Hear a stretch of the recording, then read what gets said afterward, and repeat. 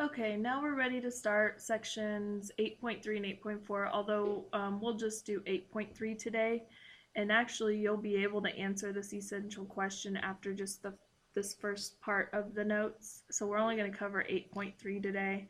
And then on Monday, we'll finish 8.4 and then perhaps also go on to 8.5.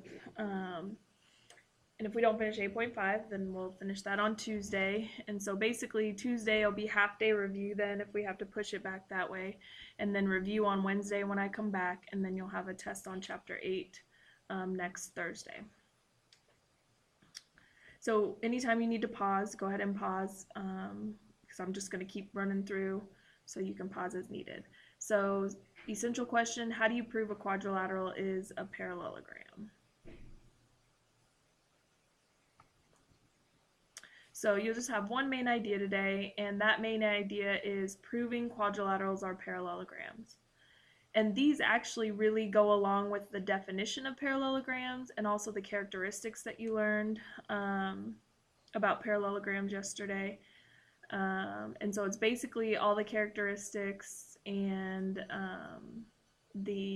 or most of the characteristics, I should say, and the definition of parallelograms. So we've got 5 here.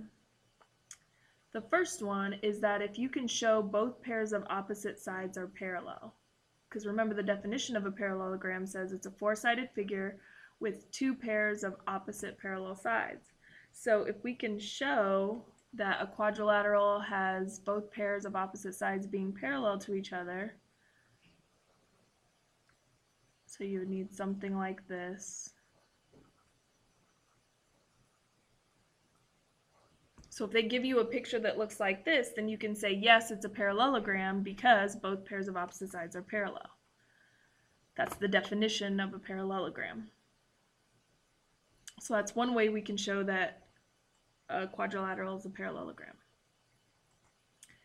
Another way is that we can show both pairs of opposite sides are congruent, which was one of the characteristics of a parallelogram. So if they give you a picture that shows that opposite sides are congruent, or if you can prove somehow by maybe doing some math or something to show that opposite sides are congruent, then you have enough information to prove that the quadrilateral is a parallelogram. So that shouldn't be too new because we just talked about that as one of the characteristics of being a parallelogram. Another way to show that a quadrilateral is a parallelogram is to show both pairs of opposite angles are congruent. And so if you can show, or they give you a picture that shows you both pairs of opposite angles are congruent, then you can say that the quadrilateral is a parallelogram.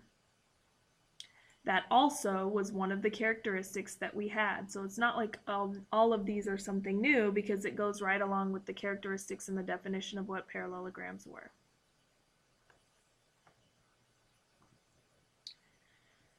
Now this one is different than what we talked about before. If we can show one pair of opposite sides are both congruent and parallel, so that would be a picture where I just know one pair of opposite sides are both congruent and parallel, then that will be enough to prove that the quadrilateral is a parallelogram.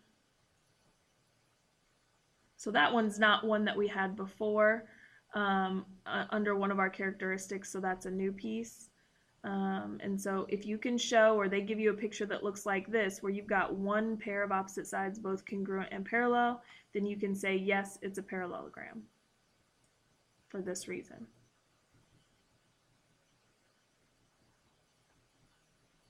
And if you can show that the diagonals bisect each other, whoops, that was one of the characteristics of a parallelogram, is that diagonals bisect each other.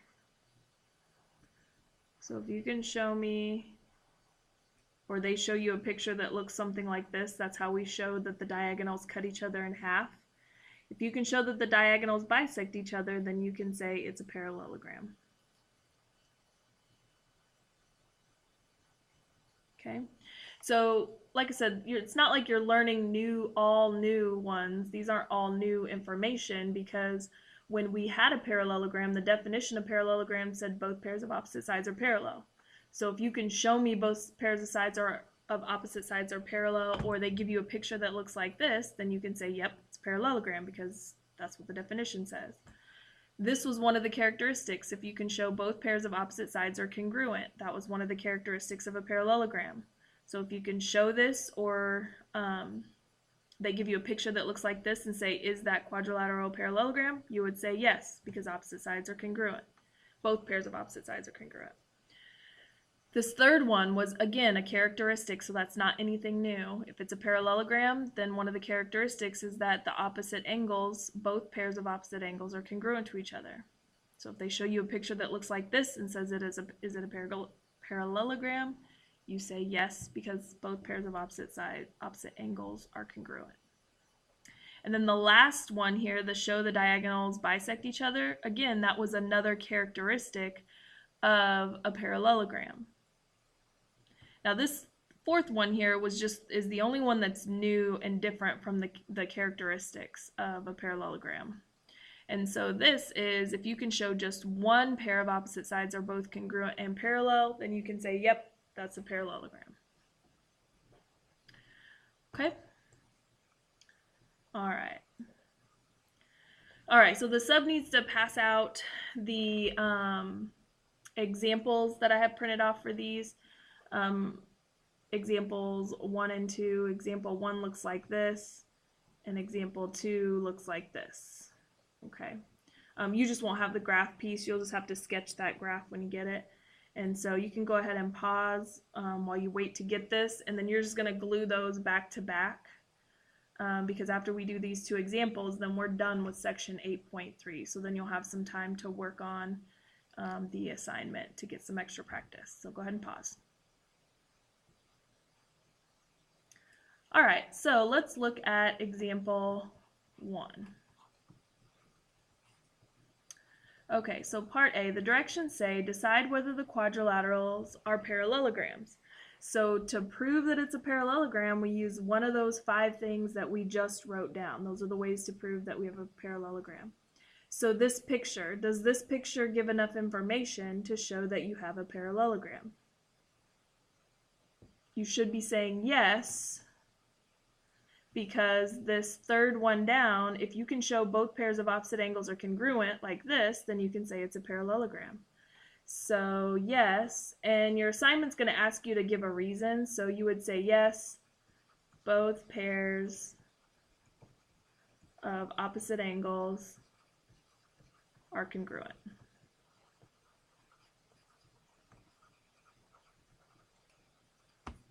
Okay, done. And if it says something like, if the directions say something like name a theorem or postulate or something, you're just explaining out what it says. It's not like a special name that goes with any of those. You just say the reason why you're saying yes. Okay, on part B.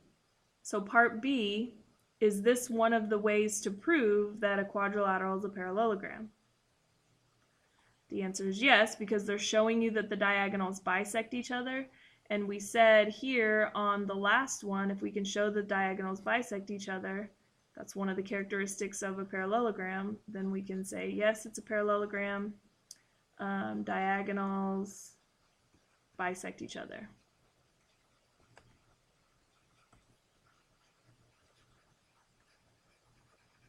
Okay? And then part C, looking at this, they show you one pair of sides is congruent and the other pair of opposite sides are parallel. So then is that one of the ways that we can prove that this is a parallelogram? It looks like it's close to this one, but this one, it has to show you the same pair of opposite sides being both congruent and parallel. And do we have that situation here? No. So for the no's, you just write straight no. You don't have to say a reason why. You only have to say the reason why it's a yes, because there's a finite list of why it's yes. Okay? So you'll have some problems like that. Next, example 2. So on your worksheet tonight, you'll have a couple of practice ones like this. And I will tell you the EOC loves problems like this, where it's some sort of coordinate geometry that you have to use. Okay? So you have to know the geometry to be able to apply it here into the graph. So example 2, graph the vertices of the quadrilateral, decide whether the quadrilateral with the given vertices is a parallelogram or not, justify your answer. Okay, so for coordinate geometry, we've got something we need to graph. So sketch yourself a graph and go ahead and plot these 4 points. So you can pause so you can do that. All right, so I went ahead and graphed and plotted those points, so you should have something that looks like this. Now on the test, you'll actually have a coordinate grid, and on the worksheet, you'll have one that you can be a little more accurate with than having to sketch it. So then we want to prove whether or not this is a parallelogram. And so we've got our choices back here. We can do one of these 5 things. And I usually will pick the first one, show that the opposite sides are parallel. If you do this one, you have to do distance formula 4 times to see if these 2 opposite sides come out to be the same length, and if these 2 opposite sides came out to be the same length. I don't want to have to do distance formula 4 times. Here, with coordinate geometry, finding angle measures is not going to work. Here, even you would have to find distance formula twice and then see if the lines are parallel. And then here, we'd have to figure out if the diagonals bisect each other. That's more work. So the least amount of work would be to show that 2 pairs of opposite sides are parallel. So if I go back to the picture, that's easy. How do we know when lines are parallel? What do we know about their slopes? Slopes are going to be the same. So I didn't label my points. This one was A, this one was B, this one was C, and this is D. So I'm going to find the slope of all of these, and I'm just going to count rise over run. I'm not even going to take these and put them in the slope formula. I'm just going to count rise over run. So let's do the slope of segment AB, and that's how you would denote that. M is slope, and then as a subscript, you tell me what the segment is that you're finding the slope of. So I'm going to count rise over 1. So I go up to 1, 2, 3, 4, 5 to the right. So positive 2/5 is going to be the slope of A to B. Okay, now I'm going to do the opposite side from it. I'm going to do the slope of segment DC. So I'm going to start at D, count rise over run, up to 1, 2, 3, 4, 5. So that also has the slope of 2/5. So then I know that segment AB is parallel to segment DC. So I'm going to put arrows on here because I just showed, this is you justifying your answer, being able to put those arrows there as you show me that the 2 have the same slope. Okay, now I need to prove that these other 2 sides have parallel slopes. So I'm going to do the slope of segment AD. So I'm going to count from A to D, 1, 2, 3, down 3, 1, 2, 3, over 3. So down 3 would be -3, right 3 is +3, so that simplifies to -1. Always simplify your slopes. Okay, let me find the slope of segment BC. So I'm going to start from B and count. You can go C to B if you want. I always go left to right. So I'm going to go 1, 2, down 3, 1, 2, 3, right 3. So down 3 again was -3. To the right 3 is +3, so that simplifies to -1. So then that's enough proof to say that segment AD is parallel to segment BC. So I'm going to mark that in my picture with double arrows because it's not parallel to the other 2, you can clearly see. And so this is you justifying your answer. This is what we call a coordinate proof, where you're doing some work, but we don't have to put all these reasons in it like we normally do on proofs.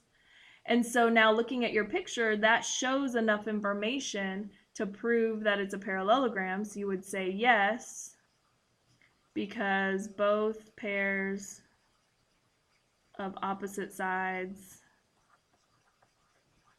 are parallel.